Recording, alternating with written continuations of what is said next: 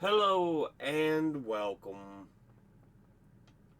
back to more in the Buddha's words.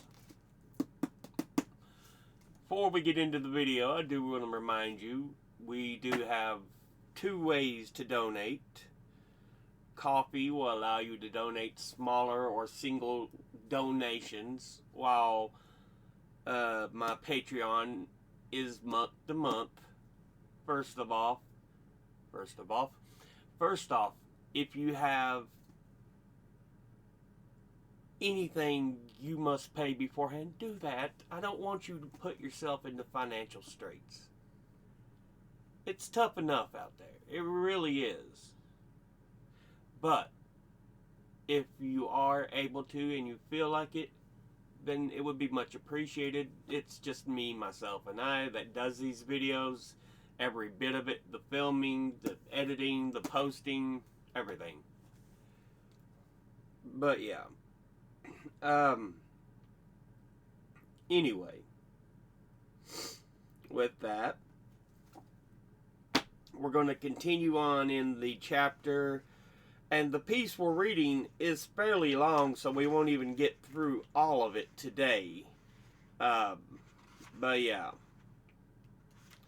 With that said, let's go ahead and hop into this. The four establishments of mindfulness. Thus have I heard, on one occasion the Blessed One was living in the Kuru country, where there was a town of the Kurus named Kamasadama.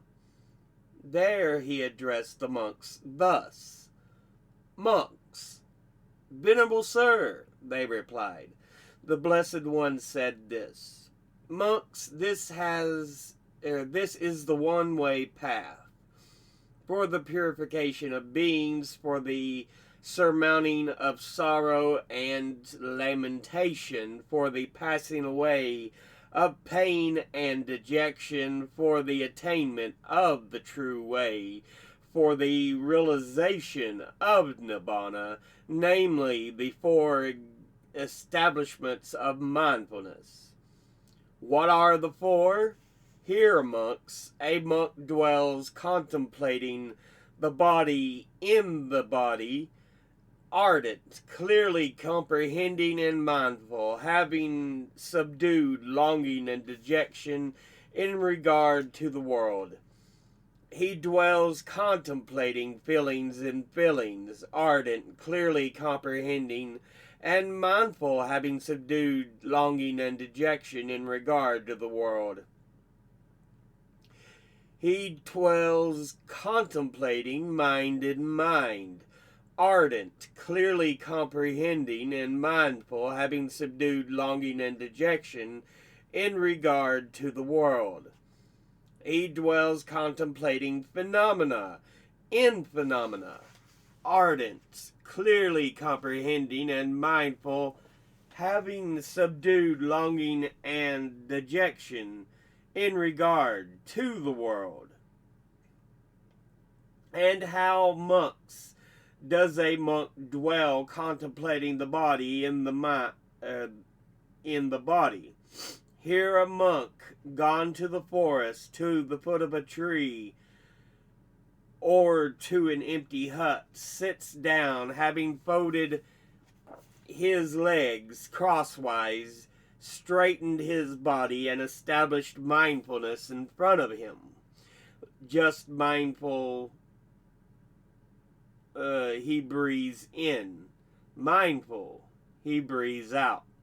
Breathing in long, he understands.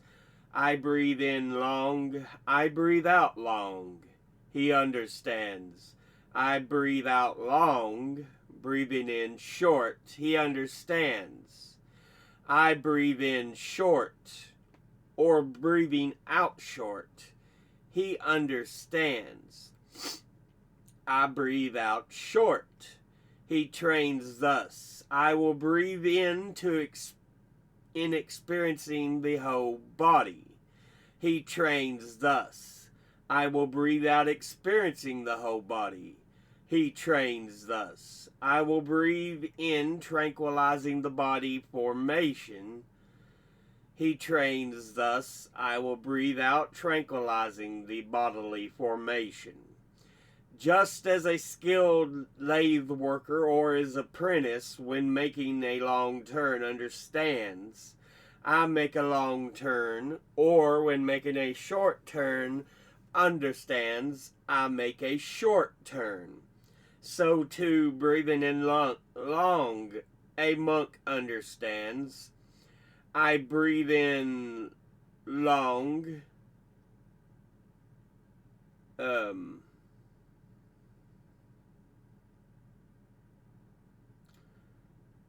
I breathe out long. Or in breathing out long, he understands I breathe in, or I breathe out long. Breathing in short, he understands I breathe in short. Or breathing and out short, he understands I breathe out short. He trains thus. I will breathe out, tranquilizing the bodily formation. In this way, he dwells contemplating the body and the body internally, or he dwells contemplating the body and the body internally, or he dwells contemplating the body and the body both internally and externally. Or else he dwells contemplating in the body its nature of arising, and he dwells contemplating in the body its nature of vanishing. Or he dwells contemplating in the body its nature of both arising and vanishing. Or else mindfulness that there is a body is simply established in him to the extent necessary for bare knowledge and repeated mindfulness. And he dwells independent, not clinging to anything in the world. That is how a monk dwells contemplating the body in the body. Again, monks, when walking, a monk understands, I am walking, then standing, he understands, I am standing. When sitting, he understands, I am sitting. When lying down, he understands, I am lying down. Or he understands accordingly, however his body is disposed. In this way, he dwells contemplating the body in the body internally, externally, or both internally and externally, and dwells independent, not clinging to anything in the world. That too is how a monk dwells contemplating the body in the body. Again, monks, a monk is one who acts with clear comprehension when going forward and returning, who acts with clear comprehension when looking ahead and looking away, who acts with clear comprehension when bending and stretching his limbs, who acts with clear comprehension when wearing his robes and carrying his outer robe and bow, who acts with clear comprehension when eating, drinking, chewing, and tasting, who acts with clear comprehension when defecating and urinating, who acts with clear comprehension when walking, standing, sitting, falling asleep, waking up, talking, and keeping silent. In this way, he dwells contemplating the body in the body, internally, externally, and both internally and externally.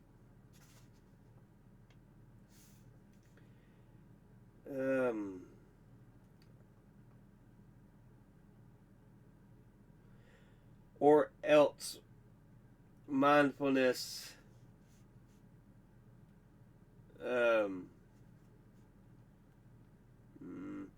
that there is a body is simply established to the extent necessary for bare knowledge and repeated mindfulness. And he dwells independent, not clinging to anything in the world. That too is how a monk dwells, contemplating the body in the body. Again, monks.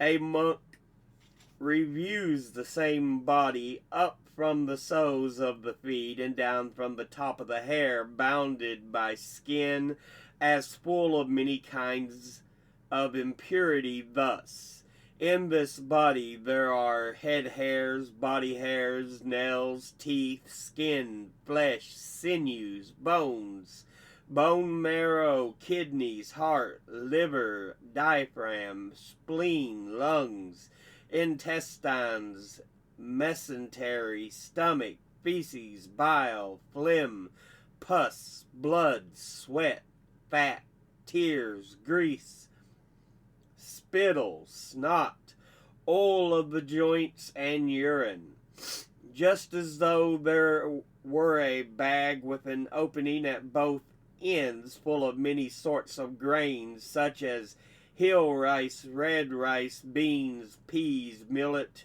and white rice, and a man with good eyes were to open it and to review it thus.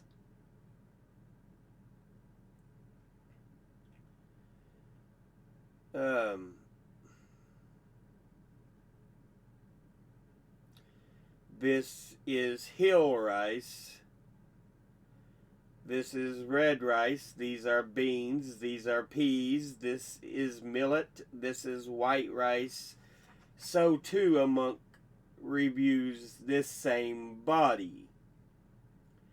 There are head hairs, there are body hairs, there are nails, there are teeth, there are skin, there are flesh, there are sinews, there are bones.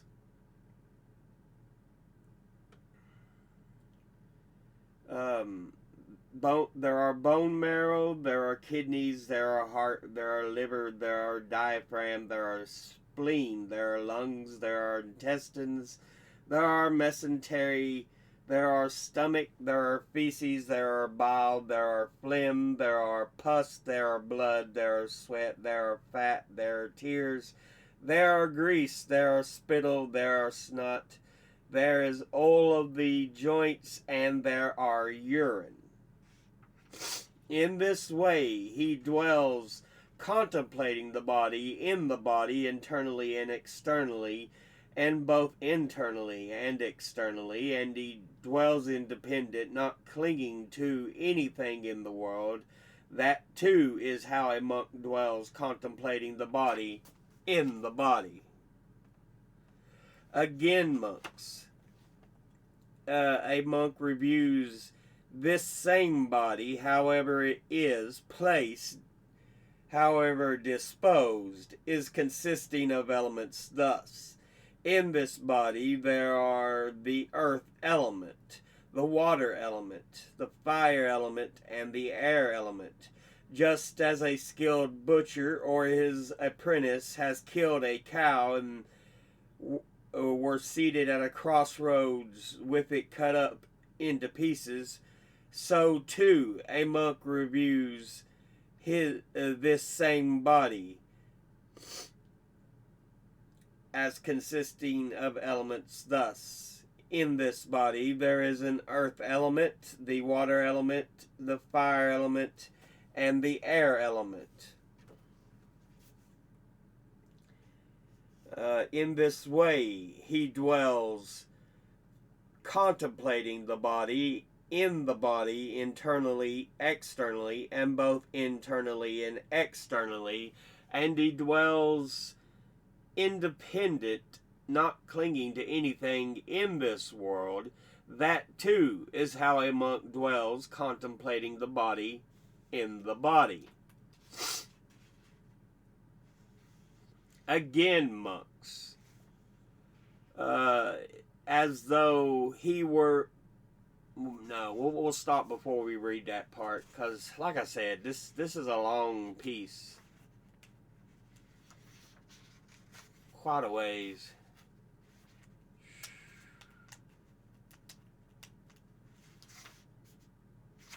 But yeah, that's about halfway anyway. But with that, we'll go ahead and end that reading. Let's look at the... Oh, I don't know why I skipped so far ahead. I just need back to the introduction.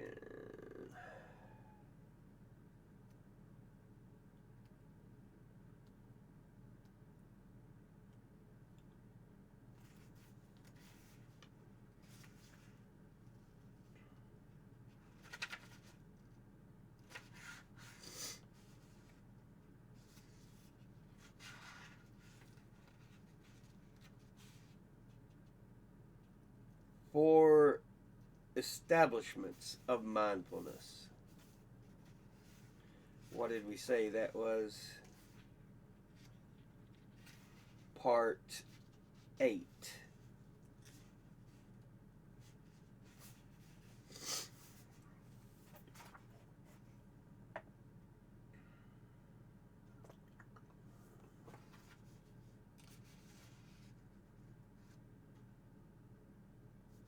Okay.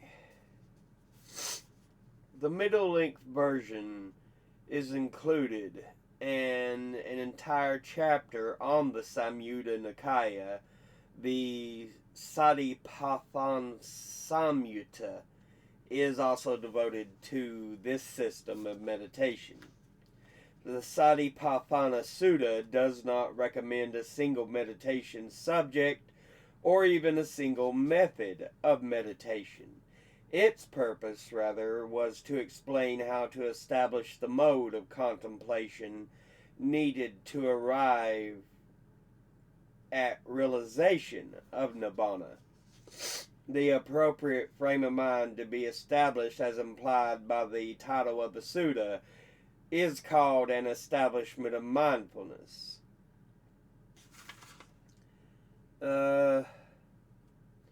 Your 4 objective domains divide the expository portion of the Satipatthana Sutta into 4 major sections.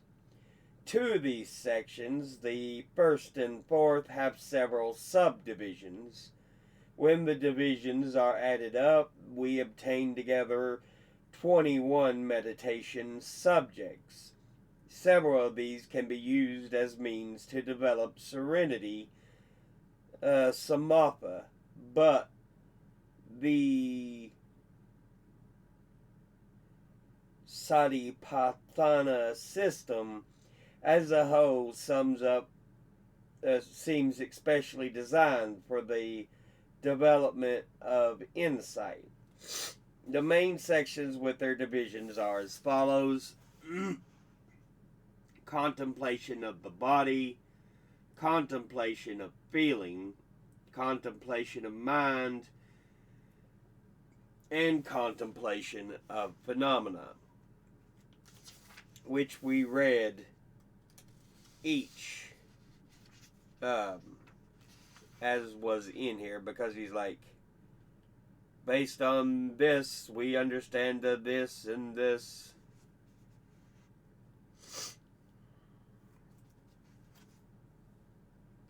But yeah, we'll be able to continue and get the 9 charnel ground contemplations. 3.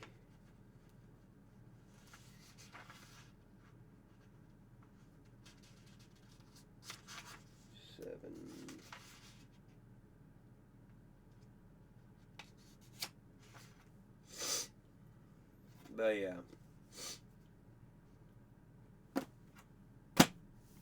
But we'll go ahead and end the episode there. As always, educate thyself. Think, read, study, learn. Someone tells you something you have trouble believing, ask them to cite their sources. And it can't just be regular blogs, post, or some tinfoil hat wearing website. Thank you for watching. I'll see you all in the next one. Until then, later.